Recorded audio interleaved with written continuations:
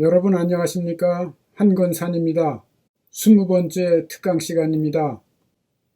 오늘 증언할 강의 내용은 25년 전에 출간한 베스트셀러 성경 바로 알기 171쪽부터 223쪽에 있는 내용을 요약하고 더 알기 쉽게 보완한 것입니다.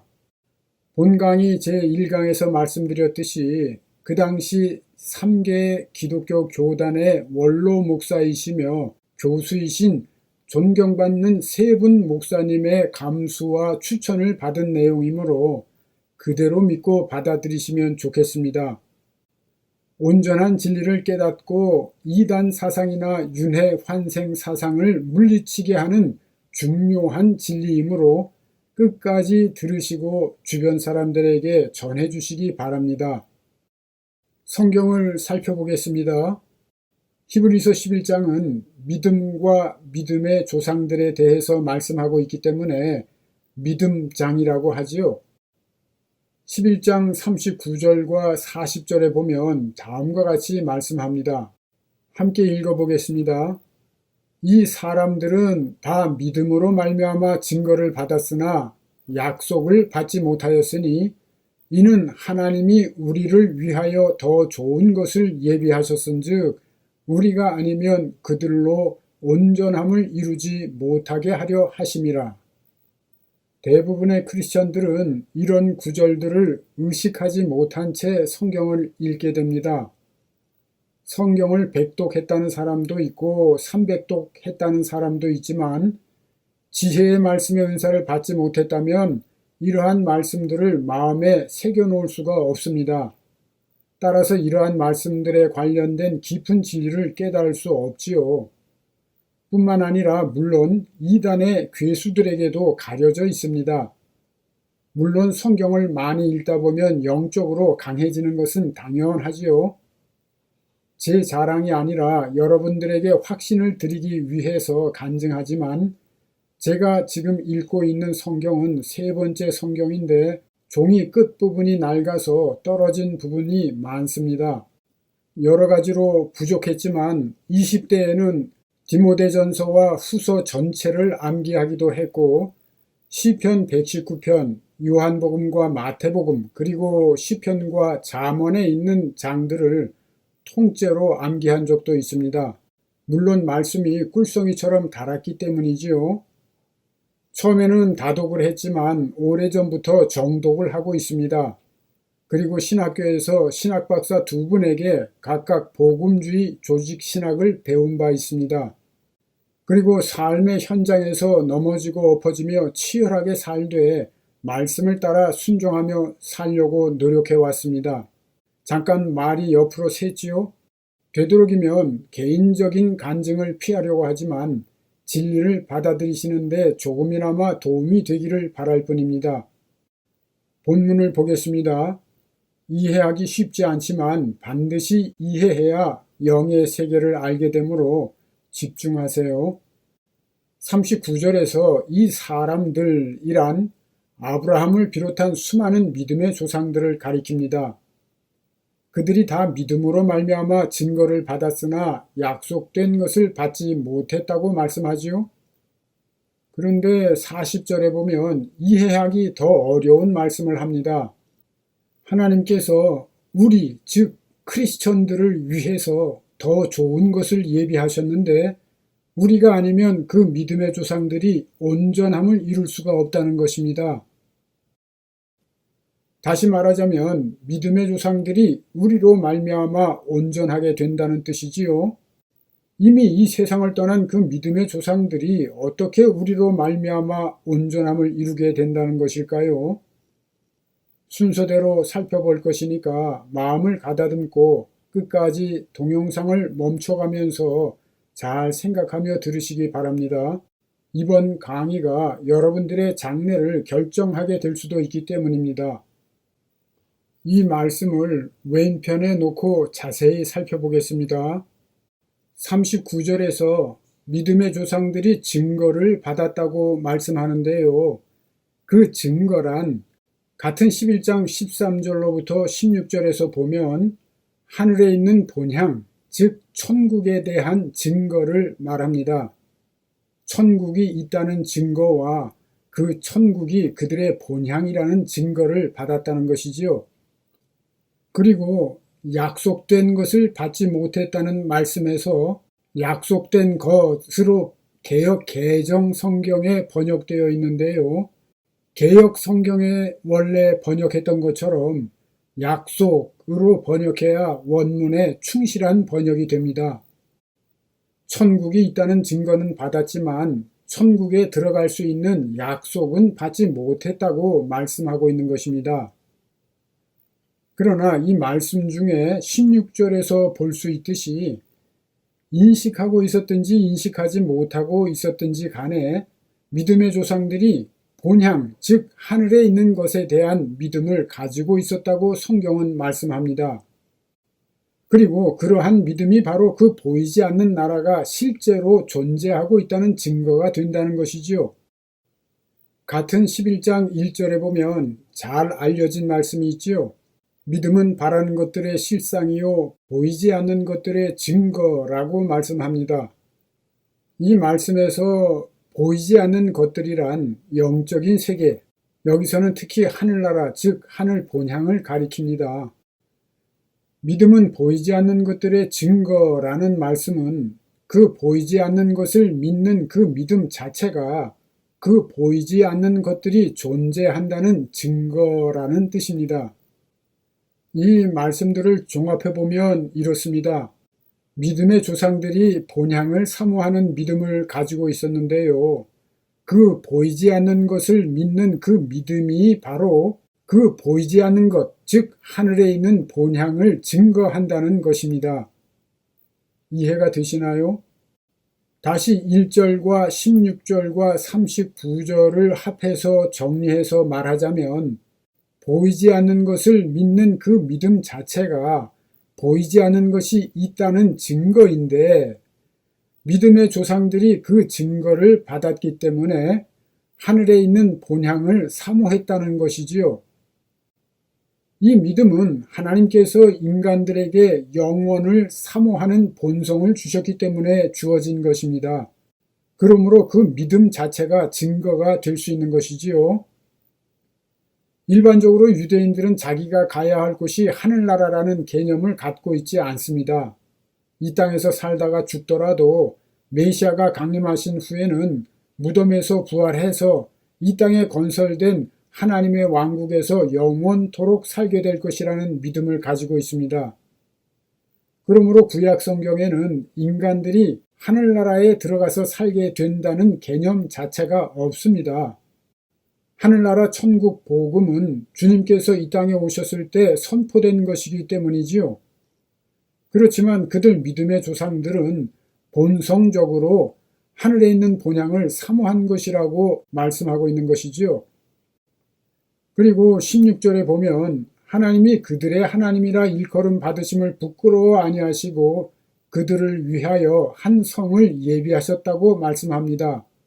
이 말씀에서 그들도 믿음의 조상들을 가리키지요. 그들은 원죄는 물론이거니와 한결같이 죄의 문제를 극복하지 못한 사람들이었습니다. 거룩하신 하나님에게는 죄를 지은 그들의 하나님이라 일컬음 받는 것이 부끄러운 일이지요. 왜냐하면 그들은 마귀에게 참소받을 죄를 지었기 때문입니다. 그러나 하나님은 그들의 믿음을 보고 그들의 하나님이라 일컬음 받으심을 부끄러워 아니하시고 그들을 위해서 영의 세계에 한 성을 예비하셨다는 뜻입니다. 그리고 그들은 아들 하나님 여호와께서 성육신하시고 그들의 죄를 대속해 주실 때까지 그 영의 세계에서 메시아를 기다리고 있었던 것입니다. 그리고 마침내 주님께서 이 땅에 오심을 보고 영의 세계에 있던 그들이 기뻐했다고 성경은 말씀합니다. 주님께서 이렇게 말씀하셨지요. 너희 조상 아브라함은 나의 때 볼 것을 즐거워하다가 보고 기뻐하였느니라. 아브라함이 메시아의 때를 보고 기뻐했다는 것입니다. 어디에서요? 영의 세계에서 그렇게 한 것이지요. 왜냐하면 메시아가 성육신하시고 그들의 죄를 대속하신 후에야 셋째 하늘 천국에 들어갈 수 있었기 때문입니다. 그리고 40절을 보세요. 40절은 이 세상을 떠난 그 믿음의 조상들이 어떻게 해야 천국으로 들림받게 되는지를 말씀하는 중요한 구절입니다. 이 말씀에서 우리는 사도들을 비롯한 예수 믿는 사람들, 즉 크리스천들을 가리킵니다. 그런데 믿음의 조상들은 이미 죽었는데 어떻게 크리스천들로 말미암아 온전케 된다는 것일까요? 그렇다면 우리 부모님들이 제대로 신앙생활하지 못하고 돌아가셨을 경우에도 우리로 말미암아 온전함을 이룰 수가 있다는 말씀이 적용되겠지요? 그 원리는 우리가 주님 예수 안에서 성령과 진리로 온전함을 이루어가는 것과 같습니다. 잘 들으세요. 계시록 3장 12절에 보면 이기는 자는 내 하나님 성전의 기둥이 되게 하리니 그가 결코 다시 나가지 아니하리라 말씀합니다. 그렇다면 이기지 못한 자는 어떻게 될까요? 당연히 다시 나가야 한다는 말씀이죠. 이 말씀에서 다시는 모의 뜻을 가진 에티를 번역한 것입니다. 이기는 자는 더 이상 나가지 않지만 진자는 더 나가야 하는 것이죠. 온전하지 못하게 부활한 영들은 만일 낙원에 들어갈지라도 다시 이 땅에 와서 예수 믿는 자들에게 임해서 함께 배우고 서로 도우며 온전함을 이루어야 함께 천국으로 들림받게 됩니다. 온전하지 못하게 부활한 영이라고 하니까 그런 말이 성경에 어디 있느냐고 하실 분도 있겠지요. 그런 분들은 히브리서 12장 23절에 온전하게 된 의인의 영이라는 말씀을 참고하시기 바랍니다. 성경에 둘째 하늘이라는 말이 없어도 사도 바울이 셋째 하늘에 올라갔었다는 말씀에서 둘째 하늘이 있다는 것을 알 수 있죠. 둘째 하늘이 없는데 셋째 하늘을 말할 수는 없기 때문입니다. 이와 같은 원리로 온전하게 된 의인의 영이 있으므로 온전하게 되지 못한 의인의 영도 있는 것이지요. 이 땅에서 육체로 살 때에 심은 대로 거두게 되는 것입니다. 죄나 악한 성품 등으로 인해서 온전하지 못하게 부활한 영들은 낙원이나 영의 세계에서 다시 이 세상으로 나와 고생해야 하는 것입니다. 그렇다고 그들이 환생한다는 뜻이 전혀 아닙니다. 사람은 육적으로는 한 번만 죽는 것이고 그 후에는 심판이 있다고 성경이 말씀하고 있기 때문이지요. 그 영으로 사람들에게 임한다는 뜻이지요. 성경에서 영이 사람에게 임하는 신뢰를 찾아보겠습니다. 대부분 엘리야 선지자가 능력을 많이 행하고 하나님의 영광을 나타냈기 때문에 천국으로 들림받은 줄로 알고 있지만 그렇지 않습니다. 엘리야는 아합 왕을 회심시키고 이스라엘 백성들을 회개하게 해야 하는데 그 사명을 감당하지 못합니다. 이 엘리야의 사명은 먼 훗날 침례 요한의 사명과 연결되므로 잘 기억해 놓으시기 바랍니다. 아합 왕을 회개하게 하고 바알과 아세라 등 우상을 섬기던 이스라엘 백성들을 하나님께 돌아서게 하는 것이 엘리야의 사명이었던 것이지요. 이 엘리야는 갈멜산상에서 불로 응답하시는 하나님의 역사를 완악한 백성들이 직접 눈으로 보게 합니다. 그리고 그 백성들의 손으로 바알 선지자들을 처단하게 합니다. 너무나 유명한 사건이지요. 그런데 그 일이 있고 나서 엘리야는 도저히 이해할 수 없는 어처구니 없는 행동을 합니다. 이세벨이 다음날 자기를 죽이겠다는 협박 한마디를 전해 듣고는 다 이겨놓은 전쟁을 포기하고 주행랑을 치게 되지요. 이게 말이 됩니까? 성경에는 엘리야가 자기 생명을 위해 도망했다고 기록되어 있습니다. 게다가 그 불신앙을 회개하기는커녕 로뎀나무 아래 앉아 탄식하며 죽기를 구합니다. 그렇게 위대한 일을 행하고도 하나님의 뜻을 깨닫지 못한 결과가 엘리야를 이와 같이 처참하게 만든 것이지요. 그 후에 하나님은 엘리야의 생명을 회오리 바람으로 취해 가십니다. 그리고 하나님은 엘리야에게 역사하셨던 성령의 역사를 엘리사에게 옮기시지요. 성경에는 하나님께서 회오리 바람으로 엘리야를 하늘로 올려가셨다고 기록되어 있는데요. 엘리야는 주님이 계신 셋째 하늘 낙원, 즉 천국에 들어간 것이 아니라 둘째 하늘 낙원에 들어간 것이지요. 그렇습니다. 주님께서는 하늘에서 내려온 자, 곧 인자 외에는 하늘에 올라간 자가 없다고 말씀하십니다. 주님께서 성육신 하시기 전까지는 이 땅에서 살다 간 사람들 중에 그 누구도 셋째 하늘 천국에 들어가지 못한 것입니다. 믿음의 조상들은 셋째 하늘 본향에 대한 증거는 받았으나 약속은 받지 못했기 때문이지요. 이것이 바로 11장 39절 40절 말씀의 내용과 일치하는 진리인 것입니다. 천국에 대한 증거는 받았으나 약속을 받지 못하고 이 세상을 떠난 자들은 자기의 성품이나 능력에 걸맞는 크리스천, 즉 약속의 자녀들에게 임해서 함께하며 배우고 익히고 도우면서 그 온전함을 이루게 되어야 하는 것입니다. 그러므로 이어지는 히브리서 12장 1절에서는 이러한 증거를 받은 믿음의 조상들이 우리를 구름같이 둘러싸고 있다고 말씀합니다. 그 믿음의 조상들이 크리스천들과 함께하고 있다는 뜻이지요. 왜냐하면 40절의 말씀대로 믿음의 조상들이 온전한 크리스천들이 아니면 그들도 온전함을 이룰 수가 없기 때문입니다. 결국 온전하지 못한 엘리야의 영은 주님께서 성육신 하셨을 때에 침례 요한에게 임해서 사역을 돕게 됩니다. 여기에 대해서도 추후에 더 자세히 강의하도록 하겠습니다. 한편 주님께서 사역하실 때 모세의 영은 주님을 돕게 되지요. 왜냐하면 모세는 하나님께서 자기 백성들의 죄를 사해 주시지 않을 것이면 자기 이름을 생명책에서 지워달라고 할 정도로 주님을 닮은 자이고 능력이 있기 때문입니다.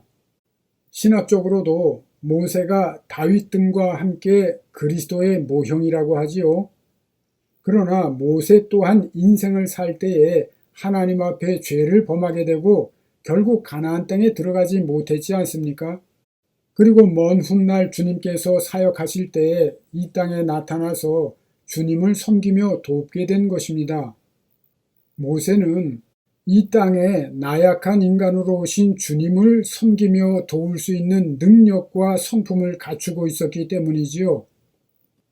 이 모세와 엘리야가 함께 주님 앞에 나타난 적이 있지요. 침례 요한이 죽은 후에 그에게 임해서 사역했던 엘리야가 변화산상에서 모세와 함께 나타나서 주님이 장차 예루살렘에서 죽으실 것을 말하게 된 장면이 성경에 기록되어 있습니다. 이와 같이 끝까지 승리하지 못한 자들은 전술했듯이 낙원에 들어갔다가도 다시 나와서 자기의 성품이나 능력을 닮은 자들에게 임하여 섬기거나 합력하거나 다스리며 온전한 구원을 이루게 되는 것입니다. 악한 영들도 귀신들도 마찬가지 원리로 역사하는 것이지요. 에스겔 28장 12절로부터 19절과 이사야 14장 12절로부터 20절에는 사탄의 영이 임한 두로 왕과 바벨론 왕을 사탄이라고 말씀하고 있습니다. 사탄뿐만 아니라 악한 영들도 마찬가지로 각각 자기 성품이나 능력에 걸맞는 자들에게 임하거나 들어가서 악한 일을 계속하게 됩니다. 이 땅에서 복음을 듣지 못하고 죄악과 더불어 살다가 죽은 자들도 마귀의 사망 권세에 사로잡혀서 시키는 대로 하게 됩니다. 그 복음을 받지 못한 자들은 유리하는 별과 같이 어둠을 헤매거나 이 집 저 집 물 없는 곳을 찾아 헤매다가 최후의 심판 때까지 갈 수도 있고 하나님의 은혜를 덧입을 수도 있게 됩니다. 그리고 이러한 영생의 과정은 하나님의 아들들의 수가 차서 주님께서 오시는 날까지만 지속됩니다. 오늘의 강의는 분명한 진리이고 하나님 나라의 확장과 유지를 위한 진리들을 더 깨닫기 위해서 그 관문이 되는 가장 중요한 진리들 중 하나입니다. 그러므로 시간 내기가 어려우실지라도 반복해서 들으시고 이전 강의들을 들어보시면 쉽게 이해되실 겁니다. 지금까지 알고 있었던 기독교 교리에 꿰어 맞추어 이해할 수는 없습니다. 둘 중에 하나는 버려야 하는 것이지요. 명심하세요. 여러분들이 진리의 영의 인도함을 따라 살며 성령 충만한 삶을 살지 못하면 여러분을 돕겠다고 임해 있는 부족하거나 완고한 영과 함께 불 가운데 받는 구원을 받게 되실 수도 있음을 명심하시기 바랍니다. 또한 성령 충만한 삶을 살지 못하면 언제든지 귀신이 틈을 타거나 들어올 수 있음을 명심해야 하지요. 7 귀신 들린 마리아는 그때에만 존재한 것이 아니지요. 이 세대에도 존재하는 것입니다. 그렇기 때문에 예수 안에 거해서 사는 것이 그 무엇보다도 중요한 것입니다. 또한 여러분들의 자유의지와 선택에 따라서 여러분들은 심은 대로 거두게 되실 것이며 영원한 신분이 결정되게 됨을 명심하시기 바랍니다.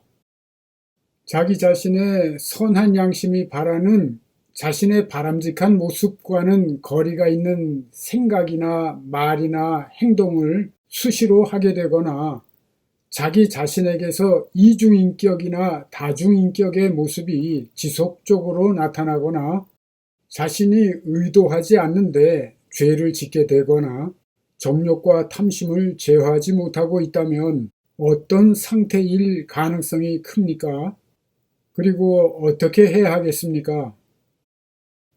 오늘은 여기까지 하겠습니다. 안녕히 계십시오. 한건산이었습니다. 끝까지 애청해 주셔서 감사합니다.